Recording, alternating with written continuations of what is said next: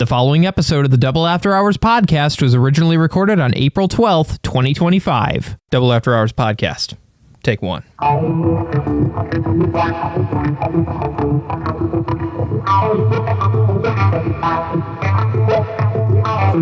hello, everybody. Welcome back to a very apocalyptic edition of the Double After Hours podcast. I know. Crazy. I don't have a joke on this one. This is just a good show. Yeah, it is. Good show, good game. It's based on. Heck yeah. All around.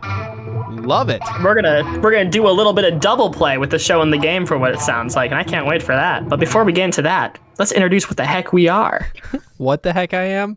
I am human too. Oh my god, it's a clicker!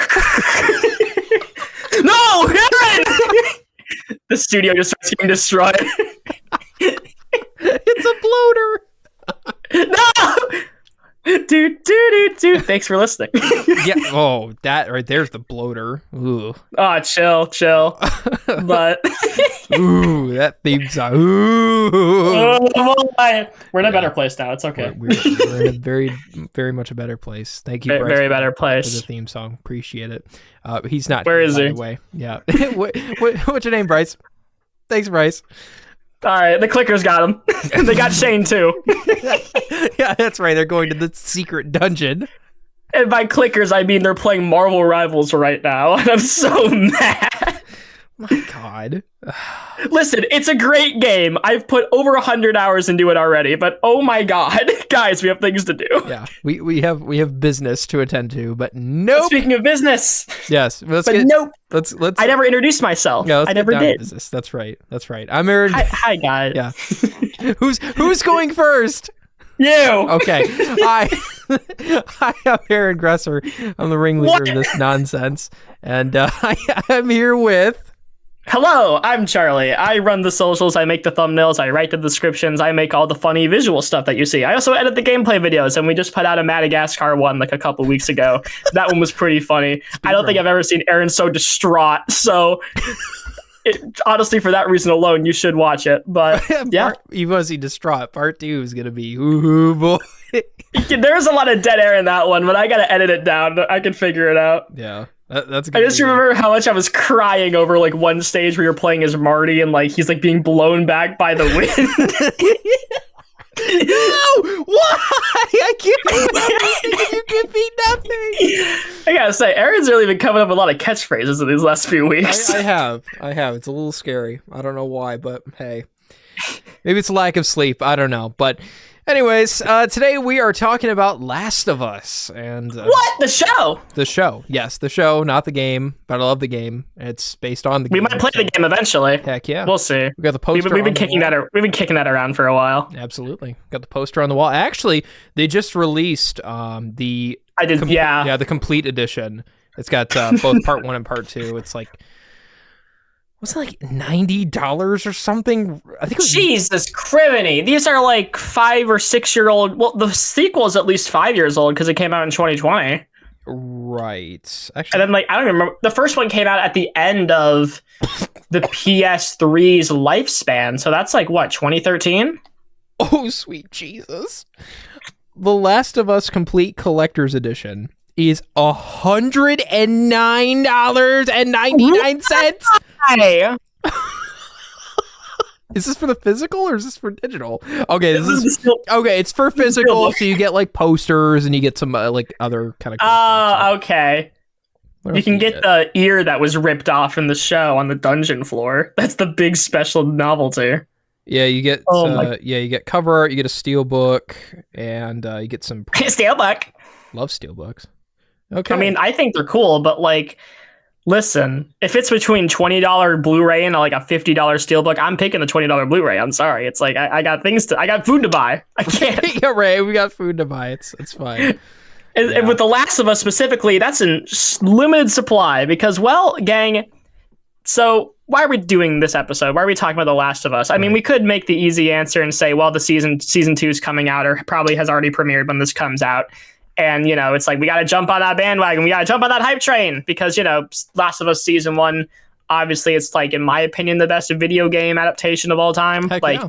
I can't think of a better one. But also, and I'm not trying to discredit any of the people who worked on this show, but I think it had the easiest road to get there, if that makes sense, because The Last of Us Season 1, which is based on the first game, obviously, no duh, is like probably one of the best narrative-driven games of all time. It was so good that when it came out at the end of the PS3's lifespan, people were buying PS3s right before the PS4 dropped. Right. Like, it's that good of a game. It totally changed how PlayStation was viewed in that console war. Heck yeah. And when I say all that, I say this in the sense of, I think this show is incredible, but I also think that it's kind of being built on the back of the fact that its game is incredible. It's not like you're taking an abstract thing like, I don't know, Mario. And even though Mario has a ton of different stories, you know, like, there's not really an easy direction to point out and go, that's the Mario movie I want to make. Or the Sonic movies, as fun as they are, where it's like, sure, as Sonic 3 took a lot of inspo from Sonic Adventure 2, and obviously the second one took a lot of inspiration from 2 and 3, and then the first one was Pop. Yeah. You know, it was Hop. It's always Hop. You know, it's all. Listen.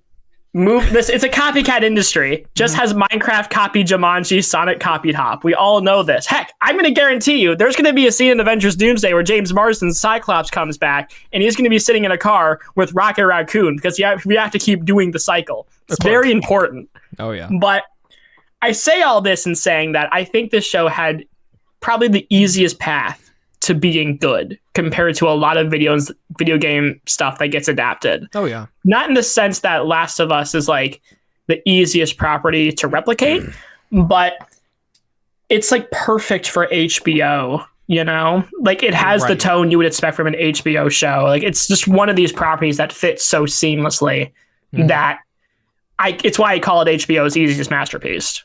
Because it's like compared to something like Game of Thrones or Sopranos, where like, even if Game of Thrones kind of fell off at the end.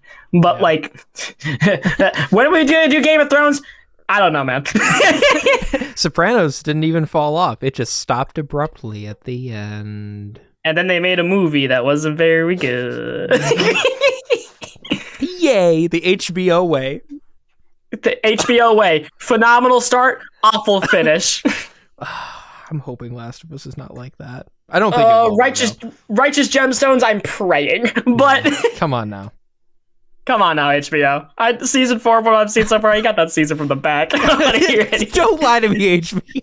HBO, you are like one of the most consistent production companies in Hollywood. I swear to God, if you screw this up. But anyway, all that to say, I think it's a wonderful show.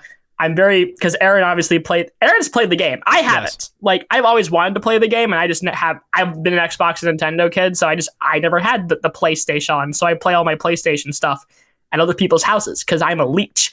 But... Well, you're welcome anytime to come over and we'll play Last of Us. All right, thanks, Aaron. Mm-hmm. I'm really happy that a friendship extends beyond this podcast. Thank Christ. Oh my God. Man.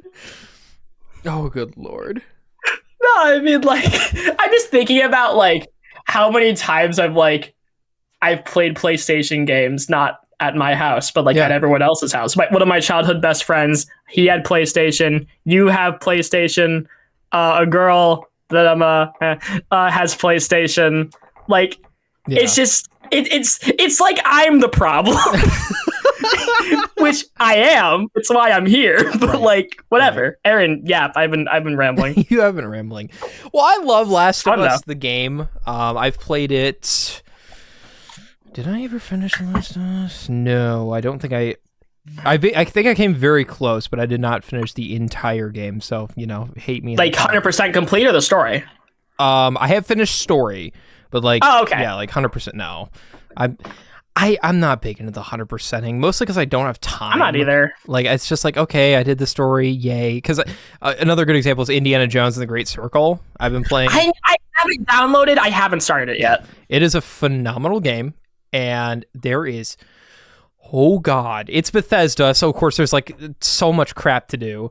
And I do some of the extra crap, and then the most of it's like, whatever, Okay, I missed it. We'll catch it. We'll catch on the rebound, and the rebound never happens. Usually, the game goes back in the bin, and we move on with our lives. Goes back to the Steam library and everything goes wrong. That's right. Yeah. It stays in the deep dark corner. There's a few other games like that, but with Last of Us, I've played the remaster on PS4, and the game is stunning. The story is excellent.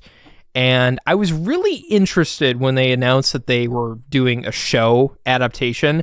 And I can't remember if at the time I did not have HBO Max, or now it's just called Max. Yes. Right. They've changed like the color scheme of it two times now. Like it used to be purple, then it was blue, and now it's black. I liked it when it was purple. That like. Right. Like what that it was like distinct, like okay, like think about how many streaming services are like blue. Disney Plus, Paramount, Amazon, you're cooked. Think about how many streaming services are black. Apple TV, that's the big one. Yeah. There's BritBox maybe, I don't know. There's like a bunch of them that are kind of like that color. BritBox is kind of easy. Is it? I don't remember. I don't know why BritBox was my gut example. I just like I thought of it as like that's a black one, right? I don't know. Yeah. But Red Bull TV, I don't know. I don't know, man. That stupid ass, like, fantastic TV crap. They play the Buffalo Wild Wings where people are getting their groins hit by drivers or something. I don't know, man. Yeah, awesome TV. Is that what it's called? Fail Army TV or something? I know. Yeah, Fail Army TV, where it's like you go to like the We Are Young Millennial Pizza Shop and they're playing that nonsense in the back. Get it out of here. Because I know what I want to eat when I'm eating a calzone. People watching their balls get destroyed. Oh, yeah. Wonderful. Now that we're men.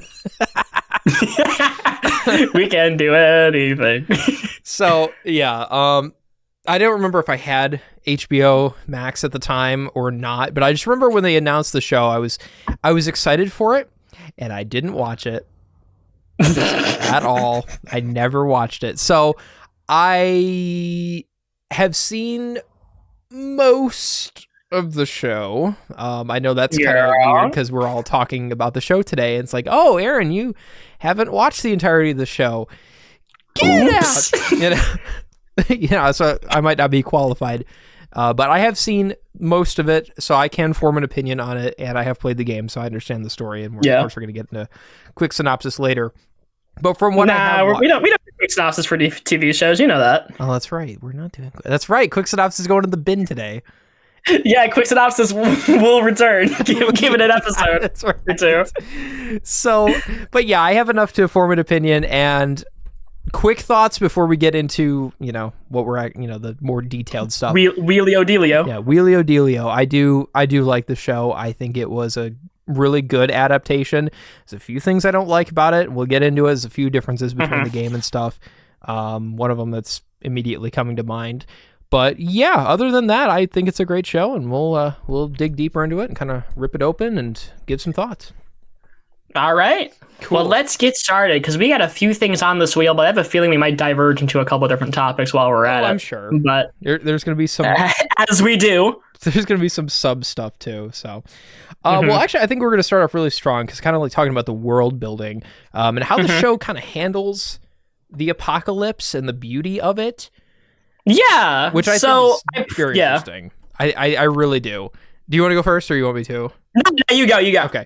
So I really like that the way that they handled the apocalypse in this one, where it's not like, there's just this, massive viral infection and it just like, it gets everybody and then, you're on your own, right? In this crazy place. I'm looking at you, Walking Dead. Ooh, yeah, ooh, spicy. I don't entirely hate The Walking Dead. I've seen a little bit of it, but it's definitely not. You should play at least the season 1 of the Telltale series. Like that's a great like story driven game. And I love Telltale stuff, so we might play some Telltale stuff this year. We'll see. Yeah. Back to the Future, Telltale, yes. Woo! But I like that this one kind of felt very unique with the whole fungus thing, and I don't know. It was just kind of an interesting way of looking at it, where you have this fungus, which actually is a real thing, and that it's just it's taking over people, and that everything's all kind of divided up in like sections, I guess, and there's like the former military that's like become its own thing. Good old now. Fedra. Yeah, good old Fedra. It's becoming its own thing, and I don't know. I just think it's a really cool way of handling it, and oh my gosh, I know we'll get into it a little bit later, but I really like the zombies and the monsters and like the clickers and the bloaters. Yeah, it's very cool. So they're very unique, and I guess on that note, because I always describe The Last of Us as like in the same way I describe Guardians of the Galaxy to a similar extent. Crazy comparison, you got to hear me out. Okay, as soulfully sad, if that makes sense. It never feels like it's trying to be sad for shock. Right. If that makes sense. It's not like, even if I do enjoy The Boys as a TV show, a lot of what that show does is inherently for some kind of shock value. Yes. In that sense. Very cool. Mainly because that's how the comics did it, and they're trying to kind of do that there here. But sure. With Last of Us, it always felt like when it was trying to be sad and poignant, it was doing it for a point, you know? Mm-hmm. I keep thinking of the moment, because one thing that I love about this season is that of how much it compares Joel and Ellie's relationship to all the other characters they run into. Right. Like, was it Henry? And I forgot the other kid's name. It's the brother duo where there's the older brother who's the more responsible one and the deaf kid. I forgot their names. Was but it Henry and Max? They showed up. Something like that. Like, no. I want to say Sam and Max, but that's the dog and the bunny. I know that's a different thing. We should play Sam and Max. That would be great. But anyway, I got all those too. Awesome. But my point is that it's Henry and it's like Henry and Max or something like that. And I keep thinking of the moment where, you know, like Ellie thinks that she can save the deaf kid with her blood because that's the whole plot point about her. We're like, oh, she's immune to clickers and such. Sam. It was Henry and Sam. Henry and Sam. I was there. And, you know, he tries to save him because he got bit, and then he wakes up in the morning and they got to put him down. Right. And then the brother, unfortunately, loses his own life to his circumstances. Have to say it like that for you two. But sure. I have always appreciated how this show is willing to ask the hard questions about what an apocalypse would do to people, which seems silly because there's so much like zombie and apocalypse media out there. Like, obviously, we just brought up The Walking Dead and how it handles things there.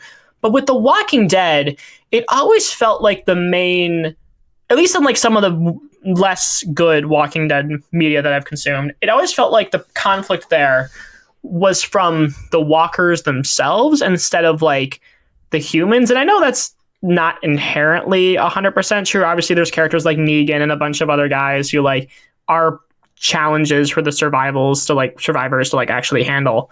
But it feels like with The Last of Us, so much of the main plot of this show is about Joel and Ellie like making their way to like figure out what the heck they can actually do. Mm-hmm. And the clickers are just a part of that. It's The Last of Us, not the clickers, if that makes sense. Yeah. They're not selling you on the zombies, they're selling you on the personal drama.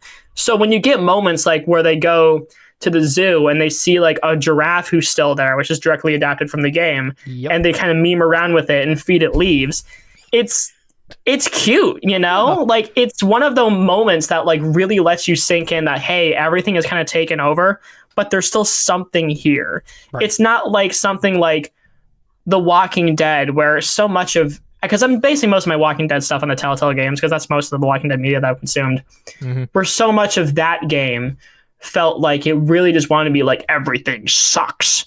And like, we never really got to see a ton of scenes of like showing the beauty of some of these situations. And unlike with this show, where for one thing, it's obviously stunning because it's HBO and Warner gave this a big budget because they thought it was going to be a big hit, which they were right. But so much of it is built around the premise of how can we make this look as pretty as possible. There's also a moment in the second game that I'm thinking of where Ellie and Joel, there's like a flashback sequence where they go to like a space museum or whatever, and they're kind of memeing around there, and we get like a bunch of really cool moments with them. And it's like, it feels like this show is like, yes, the situation sucks, but it never feels so like, obviously it's a downer show because of the ending, but like, it always feels like it's keeping that sense of levity, which I'll get to with the characters in a bit. But I've always just loved how this show looks, how it portrays the apocalypse. I've always thought it's really interesting. I do like the positives, you know, thrown in with well, obviously it's Apocalypse, so there's, quite a few negatives, but -1, society has crumbled. -2, no McDonald's. Dang it. Well, I guess Ronald can't get it from the back anymore. So, well, on the account that he's dead. Oh my Lord, Ronald McClicker. I'm just imagining like a clicker with like the Ronald uniform, but like when his fluoride is like blocking his eyes, it's like red. Like it's like his hair. It's like consumed him. Oh my God. Oh, good Lord. Awful. That's a mod waiting to happen. Please. Guys, I know we're not going to get Last of Us 3 until 2030, but like, guys, hear me out. Yeah. Clicker McDonald's. I mean, at least we're getting it, Valve. Yeah. Ooh. Yeah. Looking at you, Gaben. But anyways, getting away from that. Oh, and looky here, there's an ad for The Last of Us on the wheel. That's cool. Oh my God, it's like it knows. Crazy. All right, well, let's transition a little bit. Let's talk about like the tone and why it works. Yeah. I love the tone. I love it. Yeah, I love it too. I think it's a perfect balance between the good and the bad, because you have those moments of, like you were saying, you have those moments where it's not, you're kind of transitioning away, like the giraffe scene. That's one of my favorite parts of the game, and I'm glad it was referenced in the show too. But you still have like the the tenseness of, when there's actually like there's action going on, or if there's, there's some kind of conflict. But it doesn't like, it's not like Whiplash. It's very soft transitions into, each one where it just feels natural. It feels good in that sense. It's kind of a weird way of saying it, but I think why it feels so good is that there's a lot of moments in this show where the characters are allowed to have little wins. Yeah. Which is really important for a show like this to keep the momentum going, because unless like you don't give a character like Ellie the ability to like, take a shower after however long she hasn't been able to, or Joel, to actually be able to find like a car or whatever. Like you need those little wins to make it feel like your characters are making progress. Because one of the biggest problems that I've seen in apocalypse media is that it really sometimes wants to focus on like how bad things could be. And they get really scared when characters actually feel like they're about to make progress. I forgot the name of the movie, but there's a movie that I watched last semester for my college, because I took a whole class about a media that talked about atomic bombs and wastelands and apocalypse. Okay. This is what the funds go to. Great class, wonderful professor. And we watched a movie that was essentially a glorified PSA about what would happen if the United States got hit by a nuclear missile. And it's like takes place in like Podunk, Iowa or whatever, like, like the Heartland or whatever. And the whole movie is structured that after the nuke hits, essentially the characters aren't really making that much forward momentum. Like they're just kind of like sitting around, standing around going, life sucks. And like we cut to the hospital where like it's like one of the last like bastions of humanity. And like the one doctor who we follow like goes slowly insane. And like the reason they did that is because they wanted to describe this as realistically as possible, and also because it was a PSA, and they wanted to scare the crap out of people of thinking that nuclear war is a good idea.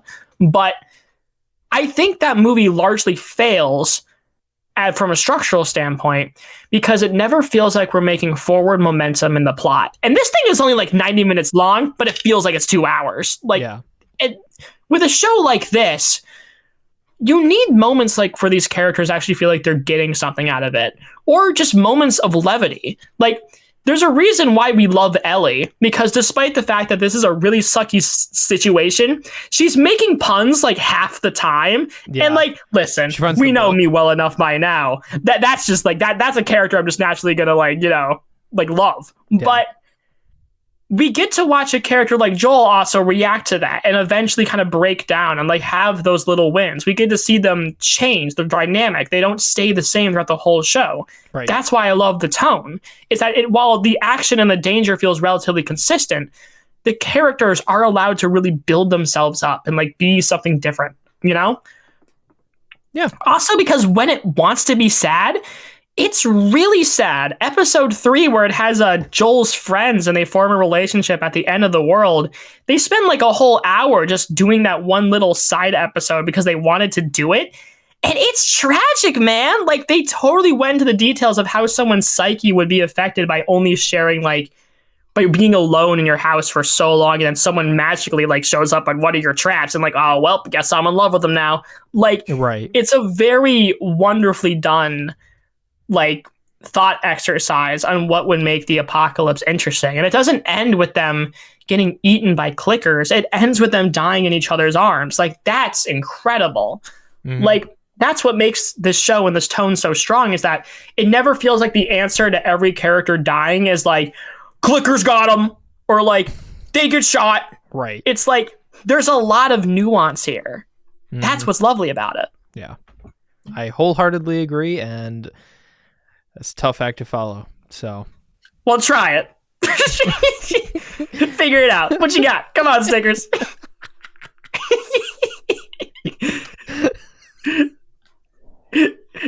I'm all ears. I'm sure there's something else you'll like about the tone. What do you got? I got my thoughts out. No, I really did. I really did get my thoughts out. Okay. Yeah. I thought you were like, oh, that's something. No. What? Lightning McClicker. What would that even look like? He's a car. I don't know. You somebody out there needs to draw the car anatomy of that. How that would work. I did draw Jesus as a car one time. Yes, you did. In like high school. I think I made him like a sedan. I don't know why. I made him like, the car had the beard and he had like a little robot arm to hold up a Bible. That was the pitch. That was a pitch. Listen, it's one of my finest works. Alrighty. Cars 4, lightning turns to Catholicism. Oh boy. Mater, what are you talking about? You weren't there when Jesus died on the cross. You was there too, McQueen. Mater's tall tales. The Mater's tall tales. The birth of Christ. Actually, there's only 3 wise men. You were there too, McQueen.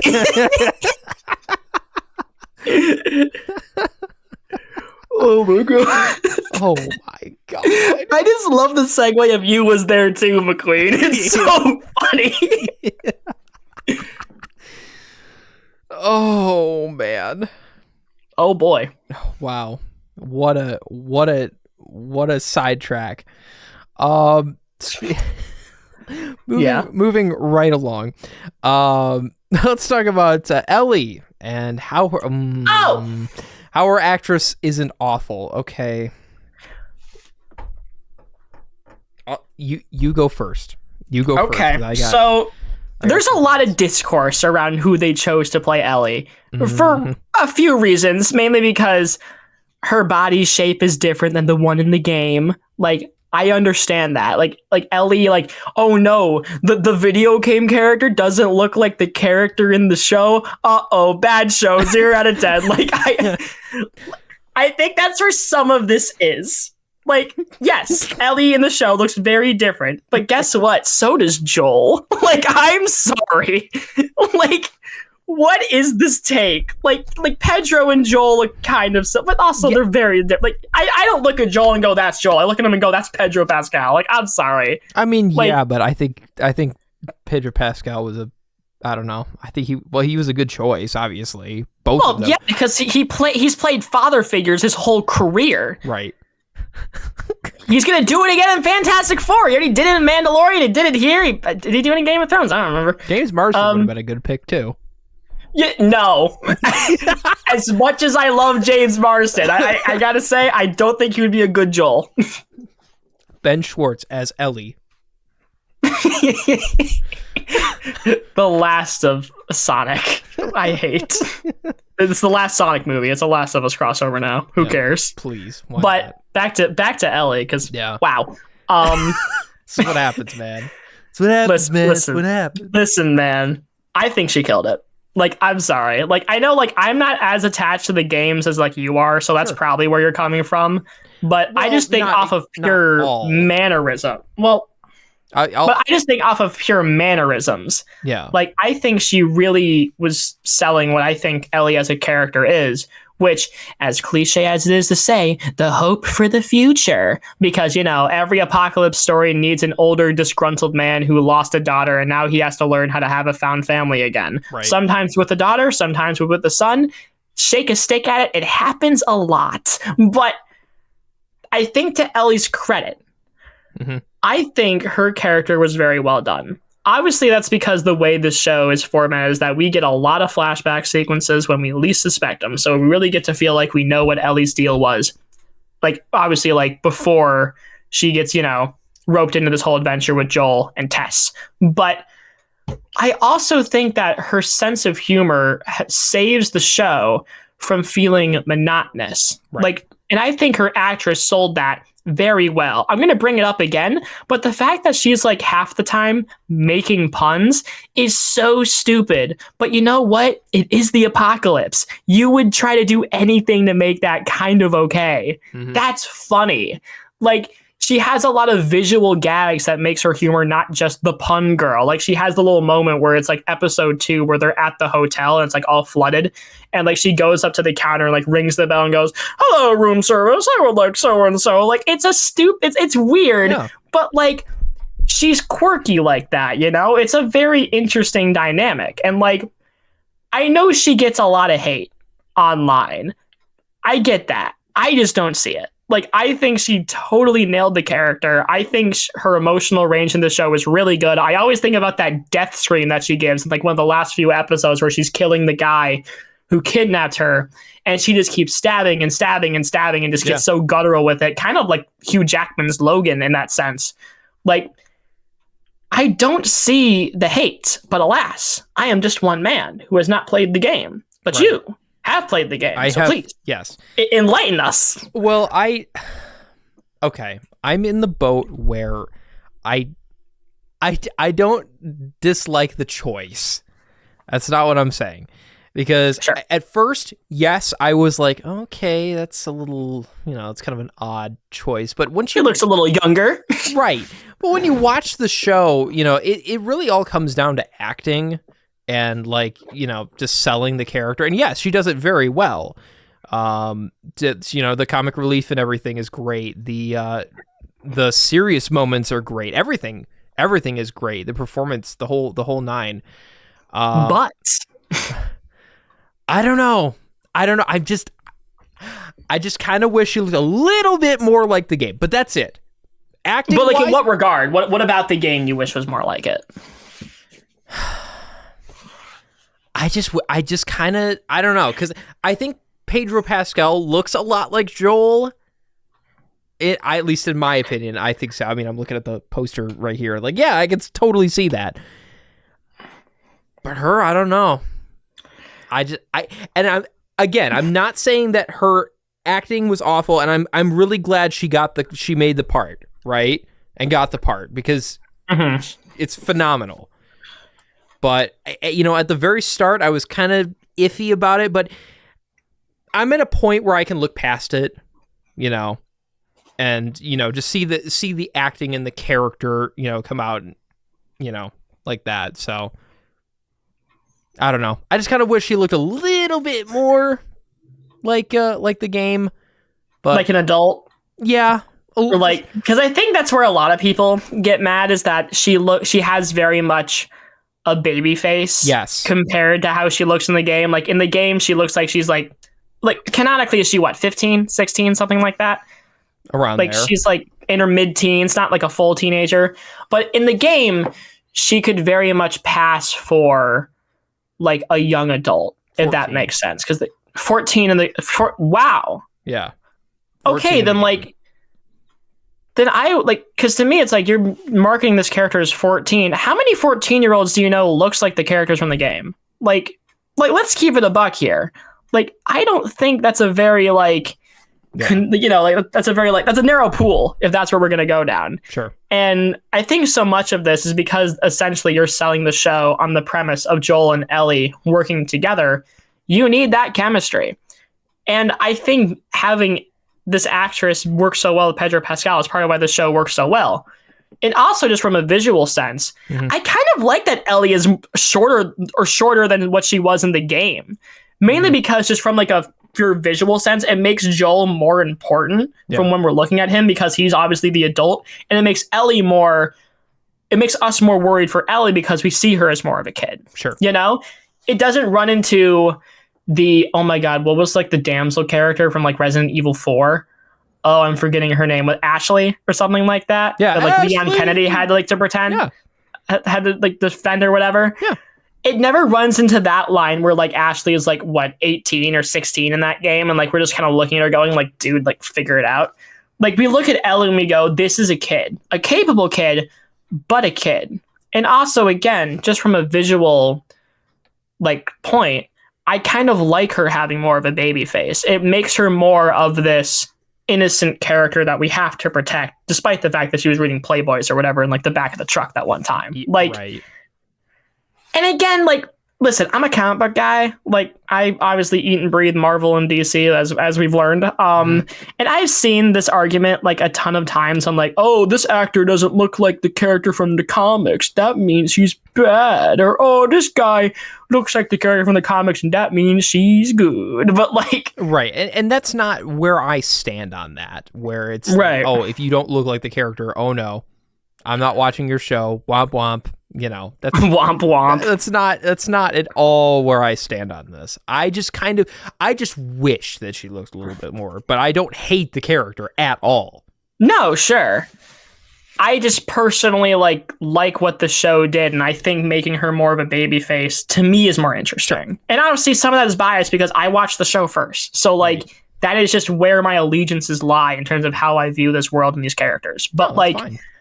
I just do generally think that if you're going to have more of an like hope of the future, innocent type of character, I think having her like look different from everyone else in the show, because for the most part, we don't see a ton of other kids in this season. Obviously there's the kid who turns into a zombie, but he's a lot younger than her. So it works.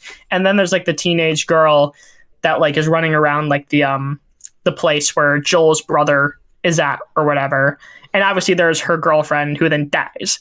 But, you know, I think having her stand out in this regard is also very strong, because if you make her older, you mistake her for other characters. Like she looks like she could actually like fit in, but the whole point of Ellie is that she stands out. Like, I don't know. Like, that's just the way that I kind of just see it. Yeah. But also it's like, I don't know, man. She makes funny puns. I'm willing to forgive a lot for that. Right.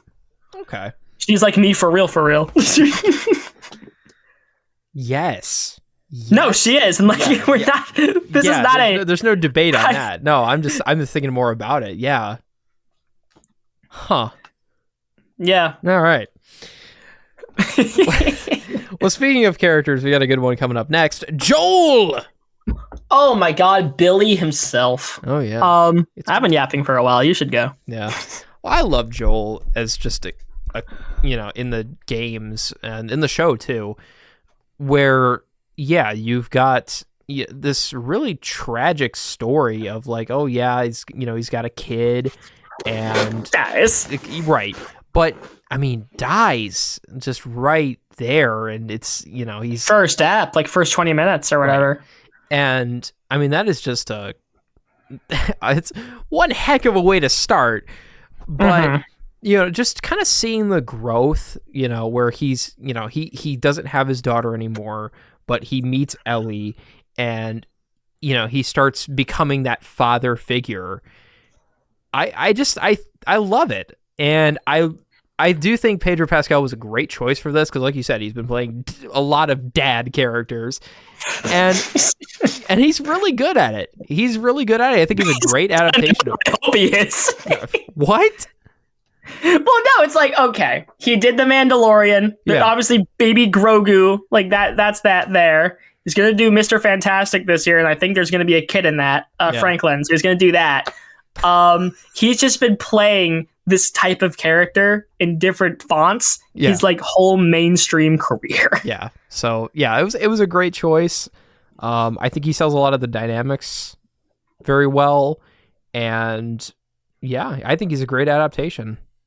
I know I kind of quicker, more dumbed down thoughts. You're the one that goes a little bit more in depth, but yeah, I really like this choice, and his performance was excellent.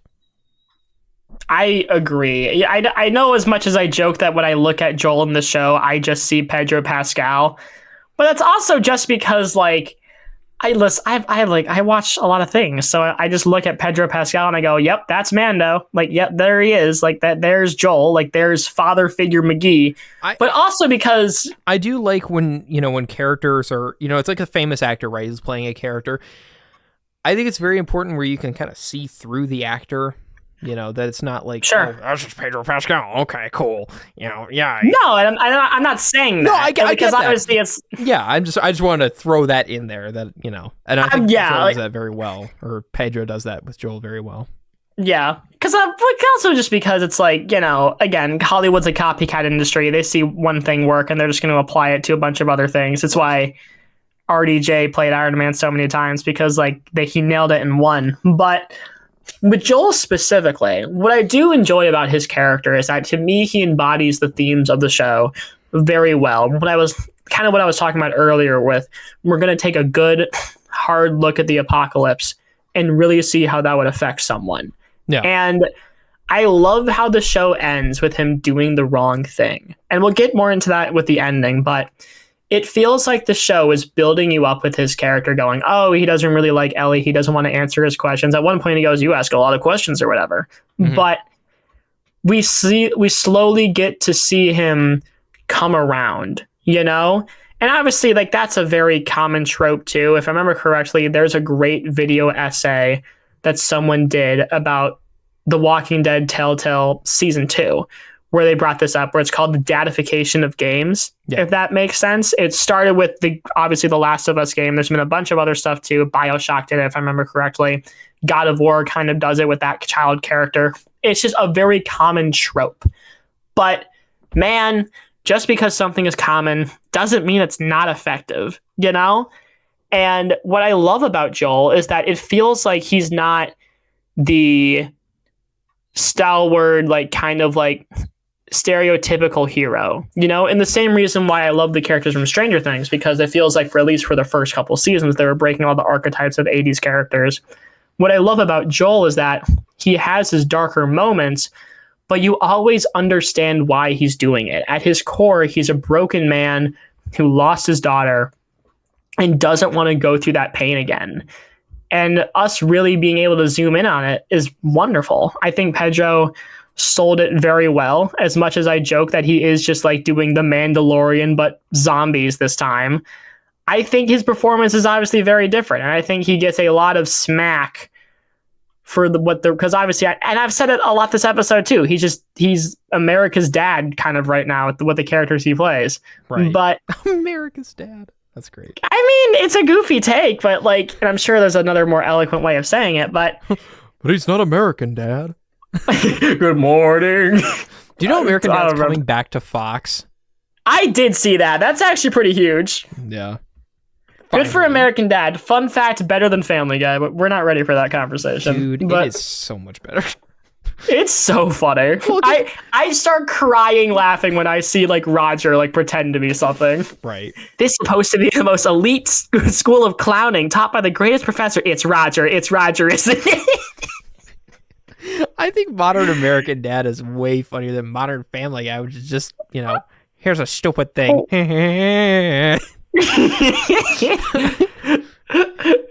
Holy crap, Lois. This reminds me of listening to the Last of Us episode of the Double After Hours podcast. That's so real. gotta get back on track here because we're just like Family Guy. We do a lot of cutaway gags. Yes, we do. Oh man, this is even worse than the time we talked about 80s music. Wait. Oh yeah, that one got buried in the car. Hey, guys, it's gonna happen eventually. Give it some time. I don't know, guys. I'm not gonna promise you a date. I'm just gonna say it's gonna happen eventually. But anyway. Yep. But keep it generic. No. Yeah. No, but I love Joel. I think he did Mr. Pedro did a wonderful job. And I really can't wait to see what season 2 does with him further, because we ended season 1 on the note of he lied to Ellie about why he took him out of the hospital. And obviously it's in the game, but I really can't wait to see how we're actually going to grapple with that. I think it's going to be really cool. Mm-hmm. Yeah. Awesome. Love him. All right, well, let's go back to the wheel here. And okay, let's talk about how the show differs from the game. Yeah, this is gonna be your segment. Yeah, there's a few that I've noticed. Like, well, the game kind of takes place in 2013 because that's when the game came out. But the show, is a little bit more like 2023. Yeah, yes. Because the outbreak happened in 2003. Yeah, so it's 20. So they pushed it up instead of 10, which I mean it's okay. I guess not really. Fine. A whole lot has happened. Well, 10 years. A lot of things happened. A lot of different presidents. A lot of movies. Quite a few movies, yes. So yeah, that was one of the main ones. I mean, there is with the fungus, or there's a bit of difference between there with the way it spreads, because it's kind of like a network in the ground. Yeah. And kind of like how mushrooms operate in the real world. Yeah, and they kind of didn't do that. They did it like another way, and which is not awful. I don't think that's like a deal breaker. Bad show, not follow the game. Get out! No. Like, it's just kind of minor changes like that it's like, okay, that's not really it's not the end of the world. Oh my god. You think you're so funny. Now I'm the comedy queen. Oh god. Is this what I've become? Yes. Christ. Yeah. So, I mean, those are kind of the ones that I really noticed.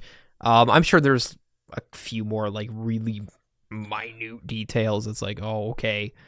They went right instead of left in the fifth episode. That's oh different. My god! Stop the presses. Yeah, stop the presses. No more show. Season 2 canceled. Yeah, no. Time for more Big Mouth. But yeah, it's that's about it. At least that I noticed.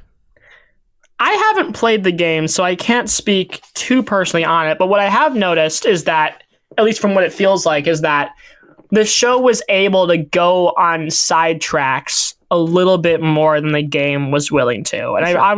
I brought this up earlier with episode 3 and how that episode was original content for the show, largely because they had the budget, they had the time, and because if I remember, it's a little more backstory too. I've noticed there was a there was a bit more than what the game had. At least the original release, I don't know. Mainly because the way that Neil Druckmann, one of the head writers of Last of Us, this is like kind of his thing, along with a couple other guys at Naughty Dog. Crazy how these are the same developers who gave us Crash Bandicoot. I love Naughty Dog. They need to make more stuff, Naughty Dog. What are you doing? They're sitting on something. I don't know. Didn't they announce something at Game Awards? I don't remember. But they said buy our games and tell your friends and make us lots of loot. Oh my god, I miss Naughty Dog. I miss them. Yeah. I mean, but anyway, but my point is that good stuff. Oh yeah. But my point is that because of the nature of the show and the fact that this was Neil Druckmann's second time going around, he's just naturally going to have a couple of different ideas for how he wanted to do things. Obviously, the big strokes are largely the same, sure. But from what I understood, because I listened to the companion podcast they released back in the day, like 2 years ago, which is, I guess, back in the whatever. But like back in my day, we didn't have podcasting. We had we did. Well, not for us. Yeah. we had Redacted. The radio show that does not get mentioned. But, if I remember correctly, he stated a lot that he wanted to do a couple things differently. Like, not because like he thought what he did in the game was bad, but because it's naturally like an adaptation. A couple things are going to be changed. And he wanted to go more into detail about how some of this actually worked. It's why we got those sequences where the scientists are like discovering what the heck the virus actually is, because that's something he's always really wanted to do. I would recommend listening to that podcast series a lot. It's a great in-depth look at what kind of decisions they were making with this show. Yeah. And also it gave one of my professors, Michael, and he always uses this phrase with characters that he describes. It actually applies to Ellie, the F you hold me rule, which, for those of you who don't know what that means, it basically is a way of how to write a 15-year-old where you're striving for independence, but they still need someone to be dependent on. Sure. That's a podcast thing that he remembered that I've been told about my characters multiple times. So that's why I bring it up. Also because maybe he's listening, maybe he's not. Hi, Michael. But, hi, bud. Hey, buddy.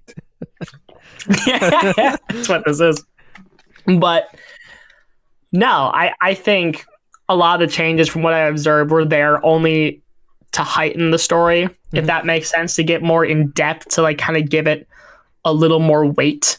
Obviously, like some of it is different, like the way the fluoride works is different or whatever, and like now it's like in the ground, it's more of a hive mind, like sure. Yeah. But I don't know, man. That didn't bother me. I mean, again, like that's partially because I'm not as attached to the property as something like, Superman or Spider-Man. For when you change something, I'm naturally just going to get, I have the possibility of getting more miffed on it. Right. So like that's because I know like I have the tendency of being like, you changed the thing. I mean, I'm sure it probably pissed off a lot of purists, but probably to me, it's fine. I have no issues with it, so stay mad, haters. Stay mad, gang. Oh no, the fake zombies got their backstory slightly tweaked. Uh-oh. There's probably some haters out there missing so, No, they're not. Let's not make that up. No haters? Okay. No. All right. Alas. Hate that intro. Can you tell? It was pretty bad. Oh yeah. We had it for 36 episodes. 36 too many. Dear Lord. All right, so let's move right along here. We're at the last thing on the wheel. We're going to talk about the ending, why it was the right decision, and why it works. So I know we've been kind of dancing around it for a bit here, but for those of y'all, for whatever reason, who didn't watch the show, but you're listening to this, thanks, by the way. But the way the show ends is that Ellie's character essentially has an immunity to being bit by the clickers, because when her mom was during childbirth, the clicker bit her mom while she was fighting off one of the clickers, and because of that, she was able to gain an immunity to them while she was giving birth to the child. Obviously, the mother didn't gain that immunity. She got shot in the head, but Ellie did. So the whole plot hinges on getting Ellie to a secure location, develop an actual cure, and they finally eventually get to that location, but it's revealed that in order for that to actually happen, Ellie has to die. And we just spent this whole show with Pedro Pascal learning about how to be a dad again. And he's not going to let a second daughter die on his watch. So he goes full Rambo, full John McClane, and takes out everyone in that hospital, even the leader of the Fireflies, Tessa, not Tessa, I'm sorry, I'm getting my characters mixed up. Yeah. But the leader of the Fireflies who wants all of this to happen, and she says nothing's going to change by you doing this, but he wants to be a dad. And Ellie wakes up and like he basically says that turns out there's a lot more people with your specific immunity to the clickers or whatever. Ellie really isn't buying it. And the show ends with one last scene of them going back to like the camp in Wyoming with Joel's brother. Yep. And she asks, like, you got to swear that you're telling the truth on this one. And obviously, Joel lies. And that's just how the show ends. It's incredible. Mainly because the way this show has been building, this is the answer. It's a sucky answer, but also in the sense of it, again, feels like a very nuanced, realistic take on the apocalypse, because even though we could have possibly ended it all right there, Joel is too insecure about his emotions that he's going to make the play that he thinks is right. And we don't have to agree with it, but we spent a whole show understanding his thought process and understanding his logic and watching him open up about his former daughter, Sarah. And we saw that come to play. I think it's a wonderful ending. I think it's so well done. I think it's so cool. Obviously, it leads to tension in the next season, the next game, which is what I want from my ending if we're going to do a consistent kind of series, like a franchise or whatever. I want the ending of one thing to lead into the next and how that tension builds to create the next thing. And that's what this largely becomes. Yeah, no, I think I agree with a lot of that. I think it was very well done. Great example of a cliffhanger. Good Lord. Whew. I mean, unless you played the game. You know. As for show, though, you know, because I haven't played the game in a minute, and sometimes I suffer from goldfish memory, so, you know, that happens too. Crazy, I know. What's my name again? No. But nah. I'm just full of the dad jokes today. But yeah. No, I agree with all of that. I really don't have a lot to add. You pretty much said it all. Darn, I keep doing that. Yeah, it's magic, Joel. It's magic. I've been waiting to say that one. For fans of Fine Sauce Joel, you'll get that one. Thank God. But yeah, no, I think it was a really great way to put a, you know, kind of a cliffhanger, and cannot wait for season 2. So I'll have to... Heck yeah, and we're gonna have a whole episode about that when that ends. Yeah. So give us a couple weeks for us to watch it. Right. I want it now. You're gonna do episode by episode analysis. No, we're not doing that. Yes, you are. Or I'm unsubscribing. Nope. Thanks, Angry Murray or whatever your character is. Angry Murray. I don't know, man. I don't know a good name for like an angry fan. Bill Murray. Well, yeah, he was so angry about Ghostbusters 3 it never happened. Yeah. Okay. All right, we'll go with Bill Murray. I can't wait to rename every angry person to Bill Murray. Amen. It's the way to go. Speaking of Ghostbusters, I do have a quick story because I was thinking about Bill Murray. Okay. So one time when I was watching Ant-Man and the Wasp: Quantumania, I had an Uber driver take me from the theater back to my dorm, and I was mentioning, oh yeah, Bill Murray's in the movie or whatever, and he wasn't that good. And he's like, you know, and my Uber driver's like, and he's like the most millennial looking man that you've ever met in your life, like full beard, glasses. He looks like he's gonna start singing Coldplay at me, like full millennial. Okay. And he looks at me and goes, you know, I met Bill Murray once. And I was like, really? And well, what happened is that he was in Chicago with a friend or whatever, and he was going to a Second City show. And for those of y'all who don't know what Second City is, it's the improv troupe thing that a lot of people go to in Chicago. Yeah. They teach classes, and it's basically one of those direct pipelines where if you're in Second City, good chance you might be on SNL. It's very much one of those stepping stones. Mm-hmm. And I asked him, so what was it like? And he goes, well, let me tell you a story. So like, basically what he did is that he pretended to be like Bill Murray's friend in order to get his autograph. Like apparently he was some random friend, and it worked. And the thing that he described about Bill Murray that was so strange is that when I shook his hand, I saw that was a hard-working man's hand. It felt like it had the grip. It had I was like, okay. And then he's like, and when I shook Dan Aykroyd's hands, those were the softest hands that I've ever touched in my whole life. I'm like, okay. I mean, he's not entirely wrong. I can see that. What, have you shaken Dan Aykroyd's hands? I've not shaken his hands, but I can totally see them being very soft hands. Yes. And Bill Murray's got like working. He's got working man hands. Yeah. How much he worked to ruin his career. I did one too many Garfields. What do you mean? Garfield 3 is just around the corner, man. Garfield, Tale of Two Kitties. Wow, that movie's bad. Pinnacle of his career, man. Peak. Man, I haven't watched that movie in a minute. Oh boy, I haven't watched that movie since I was a kid. Well, guess what? Next week, Tale of Two Kitties. I really don't want to do that. One of these days, you will see us ripping apart Bill Murray's masterpiece. Garfield and Garfield Tale of Two Kitties. We gotta do both of them. It's very important. Oh yeah. But speaking of what else is important, because that's kind of the end of our show here, ladies and gentlemen. Oh, yeah. Because we've been going for like an hour or something. We've been going for a bit. Mm-hmm. And first of all, thank you so much for listening. It's obviously a pleasure doing this. For those of y'all who want to check out what we're doing, we are on Apple, we're on Spotify, we're on Amazon, we're on iHeart, we're on a ton of other stuff. You can check our descriptions below because we have linked to our RSS page, which has the links of every single podcast platform we're on. And honestly, we're probably on a few others that we probably don't know. So just look up the Double After Hours podcast and wherever. We're on a couple lists. You listen. We really are. Like, I occasionally check that and I go, like, we just added to new things. Like, for what, like, I didn't know we had listeners on Deezer, but I guess we do. But cool, I guess.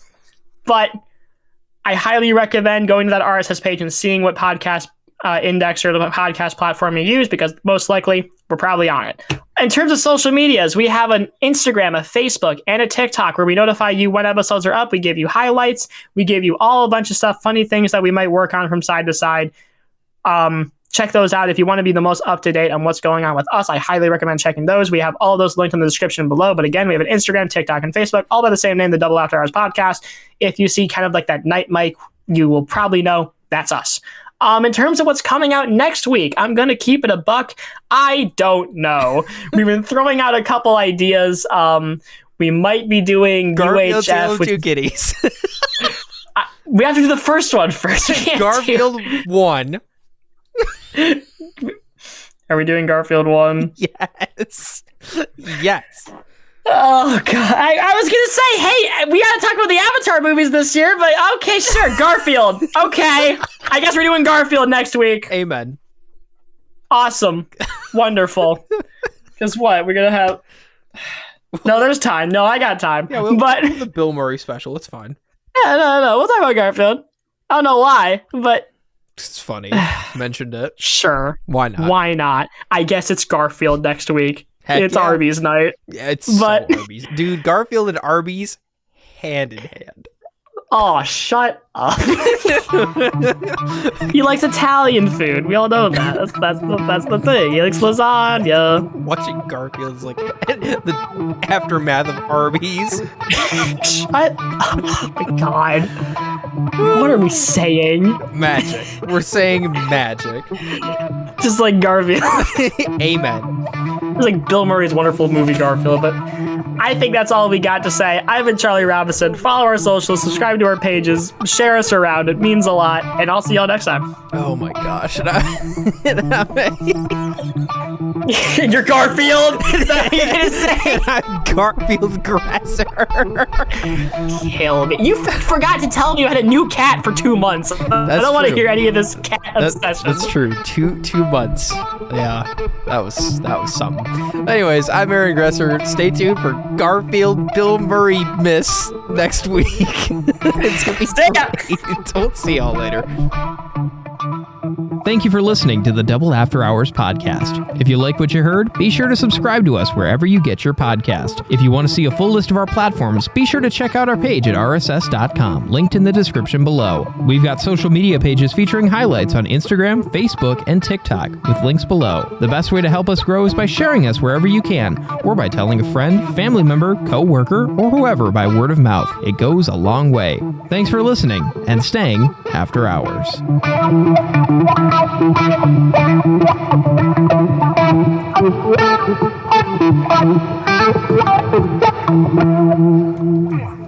Joel? Did you know diarrhea is hereditary? What? Yeah. It runs in your genes.